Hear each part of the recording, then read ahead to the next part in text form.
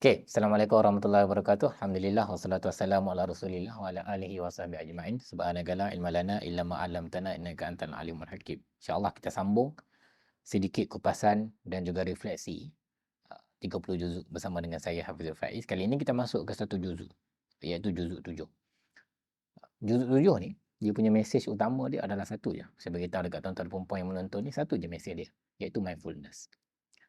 Mindfulness ni adalah satu state di mana kita menjadi orang yang sangat bersiap siaga dan juga berhati-hati dalam banyak hal. Tetapi ia bukanlah bererti kita berhati-hati dalam keadaan yang takut. Kita berhati-hati artinya kita menjadi sangat peka dan juga aware dengan keadaan. Kita tidak, keadaan apa saja yang hadir dalam hidup kita, apa saja yang datang dalam hidup kita, dia tak datang hanya sekadar sepintas lalu. Kita menjadi orang yang sangat memerhati keadaan tersebut, dan hujung kepada mindfulness ni adalah gratitude, syukur. Tak mungkin kita menjadi hamba yang bersyukur kalau kita tidak mampu menjadi hamba yang mindful, hamba yang sangat memerhati dan sangat meraihkan hal-hal kecil yang berlaku dalam hidup kita. Saya bagi contoh, setiap nafas yang kita hirup, setiap kedipan mata yang kita berjaya buat, dan juga setiap uh, instances, setiap pergerakan yang kita lalui, semuanya adalah tanda bahawa kita ni diberikan rahmat dari Allah Subhanahu Wa Taala. Kalau Allah tidak mengizinkan, semua ini tidak akan berlaku. Bahkan pada setiap sunatullah, setiap sistem, aturan, undang-undang, peraturan, nature of everything, semuanya adalah hasil daripada keizinan Allah Subhanahu Wa Taala. So, juzuk 7 adalah tentang mindfulness. Peringkat awal dalam juzuk 7, di bahagian awal Allah dedahkan kepada kita satu perkara yang kita kena jaga. Ada surah Al-Maidah dekat sini. Allah kata, janganlah la tuharrimu thayyibati ma ahallallah. Jangan kamu haramkan sesuatu yang telah pun Allah halalkan. Apa mesejnya? Jangan kamu buat sesuatu yang Allah marah. Mindful with Allah punya guideline, Allah punya prinsip, Allah punya instruction, Allah punya undang-undang. Kemudian kita belajar pasal disiplin haji. Jangan bunuh haiwan ternakan, haiwan buruan semasa kita menunaikan haji. Kenapa Allah cakap macam tu? Supaya kita jadi mindful. So it's all about Allah nak disiplinkan kita untuk menjadi hamba yang mindful. Kemudian ada satu ayat dalam bahagian seterusnya. Allah menegur para sahabat, jangan kamu tanya sesuatu kepada Nabi ataupun sesuatu kepada Allah yang wahyu tak turun, tapi kamu tanya hingga akhirnya ia menyusahkan kamu. Bila kamu tanya itu dan ini, ia menyusahkan kamu. Apa teguran Allah? Teguran Allah supaya kita ni tidak mudah nak tanya macam-macam. Mentang-mentanglah kita ada Nabi, mentang-mentanglah Allah bagi wahyu dekat Nabi, kita nak tanya macam-macam dekat Nabi. So Allah tegur, jangan suka-suka hati nak tanya walaupun wahyu tak turun nanti. Nanti kalau wahyu turun atas asbab kepada pertanyaan kamu, ia akan menyusahkan kamu. Jadi Allah minta kita mindful with what we say, with what we ask. Kita harus berhati-hati dengan apa yang kita tanyakan, dengan apa yang kita fikirkan, dengan apa yang kita nak suarakan kepada Muhammad, kepada Rasulullah. Sebab apa yang kita tanya akan lead kepada wahyu. Allah minta sahabat berhati-hati, jangan asyik nak tanya semua. Mindful with our word. Kemudian selepas tu Allah sebut tentang wasiat. Kenapa cara untuk kita membuat wasiat? Kena ada saksinya. Dan kalaulah seandainya ada orang yang tak puas hati dengan wasiat kita, kenapa ada wasiat ni? Kerana kita kena mindful dengan kita punya pemberian yang Allah bagi dekat kita. Apa yang kita ada? Macam mana kita nak jaga? Macam mana kita nak pastikan supaya apa yang kita miliki, kesementaraan ini, sampai kepada orang yang tepat selepas kita. It's all about mindful. Kemudian Allah sebut tentang kisah Nabi Isa dalam juzuk ni. Allah minta kita perhatikan. Kamu ingat tak tentang kisah Nabi Isa yang boleh bercakap semasa dalam buaian?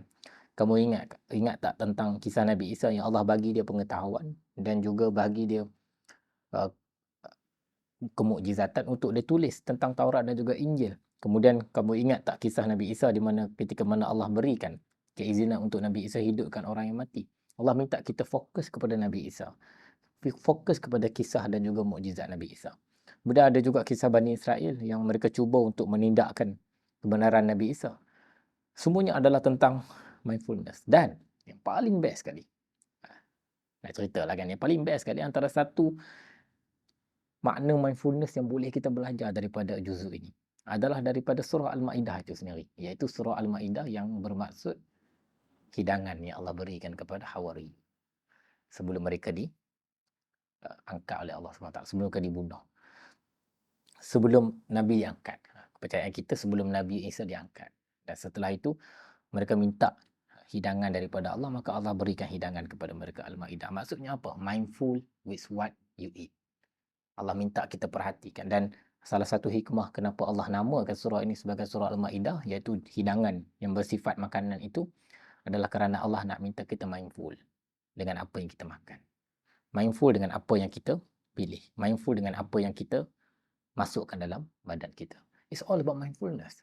Sebab itu mesej yang paling besar dalam juzuk 7 ni adalah mindfulness. Kalau juzuk sebelum ini, juzuk 6 kita belajar tentang kisah Nabi Isa, kita belajar tentang apa lagi.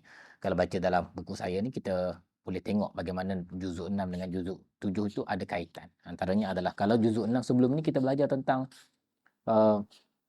payung pertolongan Allah. Sebab tu dalam juzuk 6 Allah bercakap tentang penggantian Allah. Man yatarda minkum andi ni fasawfa ya'tillah biqaumin yuhibbuhum wa yuhibbuna. Allah kata Allah akan gantikan satu kaum yang telah pun murtad, yang telah pun melarikan diri mereka, yang telah pun mengasingkan diri mereka, yang telah pun meninggalkan agama Allah. Allah akan ganti dengan satu kaum yang lebih baik daripada itu. Kemudian bagaimana Allah minta kita mindful with the character of that kaum. Allah kata pertama yuhibbuhum wa yuhibbuna. Allah perincikan karakter kaum ini. Mereka mencintai Allah dan Allah mencintai mereka. Kemudian azillatin alal mu'minin. Mereka sangat lembut, sangat mesra dengan orang-orang beriman. Wa a'izzatin alal kafirin. Dan mereka sangat keras dengan orang-orang yang kafir. Kemudian mereka berjalan di seluruh muka bumi ini untuk menyebarkan agama Allah. Wala yakhafuna laumata la'im. Orang cakap dekat mereka, mereka tak peduli. Mereka clear direction mereka. Mereka ada mission mereka. Kalaulah juzuk 6, Allah bercakap tentang Allah bagi pertolongan kepada kaum ini. Kerana mereka adalah kaum yang membantu Allah selepas ini. Allah minta kita jadi kaum ini. Dan untuk menjadi kaum ini, kita harus mindful. To be able untuk teruskan hidup kita dan menjalankan misi yang Allah tetapkan.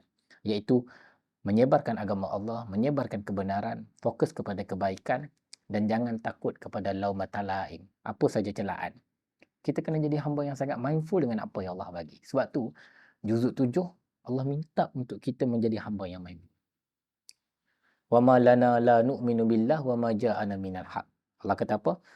Tidak ada sebab bagi kami untuk tidak beriman kepada Allah kerana kebenaran telah datang kepada kami, iaitu Al-Quran. Lepas tu kemudian Allah sebut ya ayyuhallazin, baru Allah sebut tentang janganlah kamu haramkan apa yang telah halal, jangan kamu tukar apa yang Allah tetapkan, jangan kamu bunuh haiwan-haiwan buruan semasa dalam haji. Kemudian ada juga cakap tentang Safa dan Marwah, semuanya adalah tentang disiplin. Disiplin ni adalah untuk kita menjadi hamba yang lebih mindful. Jangan sembrono nak buat. Sebab itu, mindfulness is the core idea yang datang saat Allah nak mendisiplinkan kita. Kenapa Allah nak disiplinkan kita? Kerana kita nak kena diajar menjadi hamba yang lebih mindful. So mindfulness must become not just satu karakter yang kita lahirkan daripada peraturan-peraturan dan juga undang-undang yang Allah tetapkan, daripada hukum yang Allah tetapkan, tapi ia juga mesti menjadi satu karakter yang kita bawa untuk teruskan hidup sepanjang perjalanan hidup kita. Kita kena jadi orang yang mindful, contoh. Kita kena jadi orang yang sentiasa berada dalam state of present dan kena selalu berada dalam internalizational state. Maksudnya kita internalize everything yang Allah bagi dekat kita tu, kita internalizekan ia dan faham ia bahawa ia adalah bahagian daripada pemberian Allah SWT. So, antara word yang sangat strong yang membawa maksud kepada mindfulness adalah zikir. Dan ingatlah Allah. Zikir ni maksudnya kita berada dalam in the state of remembrance of Allah SWT. Kita sentiasa berada dalam ingatan Allah. Kita ingat tentang Allah SWT selalu. Dan lawan kepada zikir ni adalah khaflah. Kita jadi alpa, kita jadi dismiss, kita jadi orang yang ya kita solat, kita menunaikan ibadah, tapi we always menunaikan ia secara rutin sahaja. Kita tidak ingat tentang adanya Allah pada setiap tindakan kita, pada setiap pergerakan kita dan juga pada setiap ibadah kita.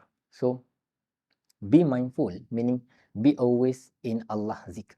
Maksudnya be always in be always in Allah's remembrance. Sentiasa berada dalam ingatan, sentiasa berada dalam jagaan Allah, sentiasa ingat ya Allah ada, Allah bantu kita. So that's what mindfulness is about. So insya-Allah kita akan belajar tentang mindfulness di dalam juzuk 7 ini insya-Allah. Wabillahi taufiq wal hidayah. Assalamualaikum warahmatullahi wabarakatuh.